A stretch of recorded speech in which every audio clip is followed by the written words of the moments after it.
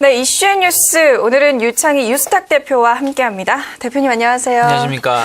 네, 11월 첫 거래를 함께하게 됐네요. 네. 예, 반갑습니다.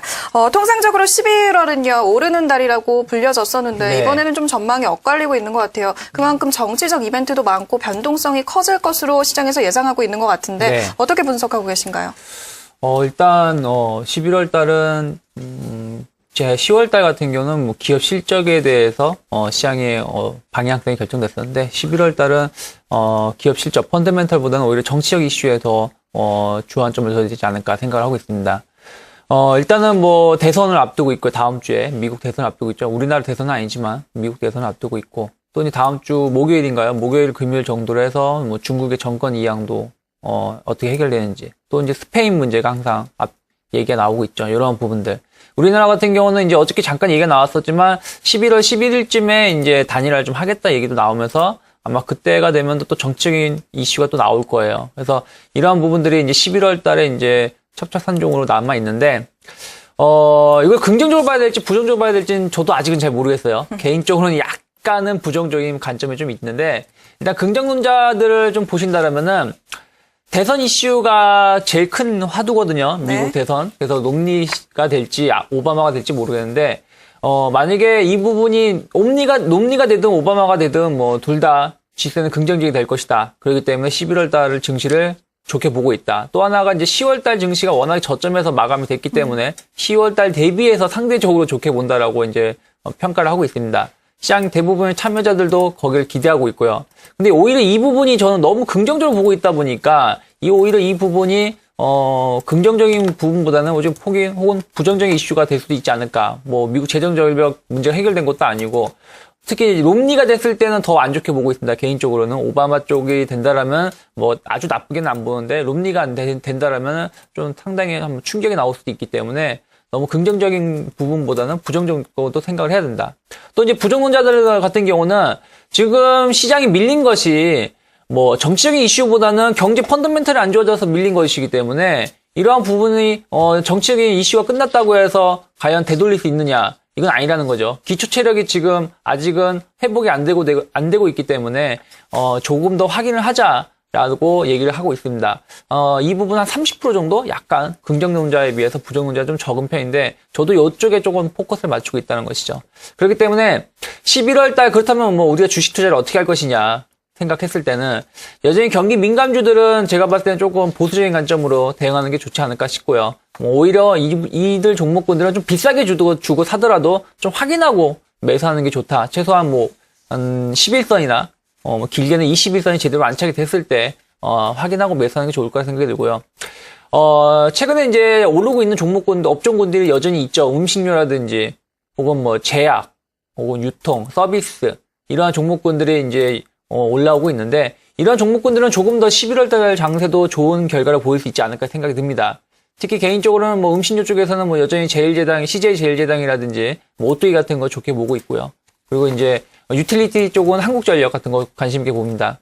서비스하고 지주 회사는 이제 두 가지를 같이 보셔야 되는데 제가 봤을 때는 현금성 자산이 높은 애들 아니면은 자회사들이 좋은 회사들 자회사를 약간 음식료라든지 서비스 쪽에 많이 치중을 하고 있는 GS라든지 CJ, 한진 같은 기업을 관심 있게 보신다라면은 11월 달도 좀 좋은 결과를 보일 수 있지 않을까. 그러니까 11월 달 증시는 대외 뉴스나 국내외 경제 펀더멘털 이런 부분들보다는 종목별로 선별해서 움직일 가능성이 높고 이러한 것들은 기존에 10월 달에 올라오고 있었던 종목군들 중심으로 주가가 등락을 거듭할 가능성이 높기 때문에 현재 투자 방식 그대로 조금 11월 달도 대응하는 게 좋지 않을까 생각을 좀 하고 있습니다. 네, 11월에도 10월의 흐름은 계속해서 이어질 것으로 예상이 됩니다. 따라서 10월에 강세를 보였던 종목들에 대해서 주목해 보시는 게 좋을 것 같고요. 몇 가지 탑픽 업종과 종목들이 좀 제시되었으니까 참고해 보시면 좋을 것 같습니다. 네, 이렇게 투자를 하는 데 있어서 경제적인 요소뿐만 아니라 네. 정치, 외교 여러 부분을 다 따져야 되는 것 같아서 투자자분들이 더욱더 힘들어 하시는 것 같습니다.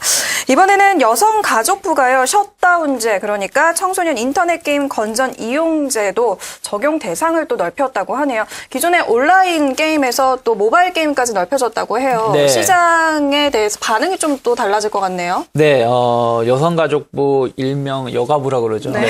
왜 그런지 모르겠습니다. 저는 왜 이렇게 좀 좀 똑똑한 사람들이 모여가지고 네. 더 좋은 정책을 폈으면 좋겠는데 좀 시대에 좀 역하는 네. 반대 정책을 피고 있는데 셧다운 제도가 이제 작년에 이제 모바일이 아니라 온라인 게임 업체를 중심으로 해서 적용이 됐었죠.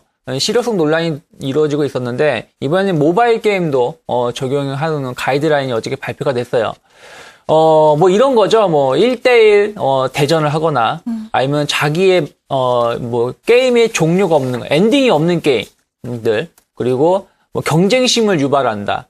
조금 이제 우후죽순이에 얘기하는 게 갖다 붙이는 게 이렇게 되면 모든 게임을 하면 안 돼요. 모든 게임이 다 경쟁심을 유발하고 자기 만족도를 높이는 것들인데 뭐 이런 부분들이 조금 청소년들한테 유해가 될 수 있다고 얘기를 하는데 일단 뭐 법이 가이드라인이 나왔기 때문에 우리는 어쩔 수 없이 따라가야겠죠. 관련된 산업을 좀 보신다라면은 기존에 이제 팡 시리즈 그러죠. 뭐 애니팡, 캔디팡, 뭐 드래곤 플라이트 뭐 이런 회사들은 다행히 좀 피해갔다고 합니다. 뭐 인기가 너무 많다 보니까 이런 걸 제한을 하게 되면은 그 돌팔매를 너무 심하게 맞을까봐 여성가족부가 몸을 사린 것 같은데요. 그에 반면에 이제 기존에 조금 인기가 있던 뭐 홈런 배틀 3D라든지 혹은 뭐 새로 이제 신작이죠. 신작인데 삼국지를 품다. 그러니까 뭐 삼국지를 배경으로 한 옛날 그러한 게임인데 이런 게임들은 좀 피해가기 힘들 거라는 얘기가 나오고 있습니다. 결과론적으로는 이로 인해서 이제 업종별로 혹은 종목별로 희비가 엇갈릴 것 같다고 생각이 드는데요. 제가 보기에는 이제 셧다운제는 좀 앞으로 조금 더 얘기가 나올 가능성이 높아요. 지금 당장은 어쨌든 법이 적용이 된다라면 어쨌든 적용이 되겠지만 한 내년 정도나 내년 봄, 빠르면 내년 봄이고요. 혹은 늦어도 내년 가을에는 정권이 바뀌고 나면은 이 부분이 다시 한번 수면 위에 올라올 수 있다고 생각이 듭니다.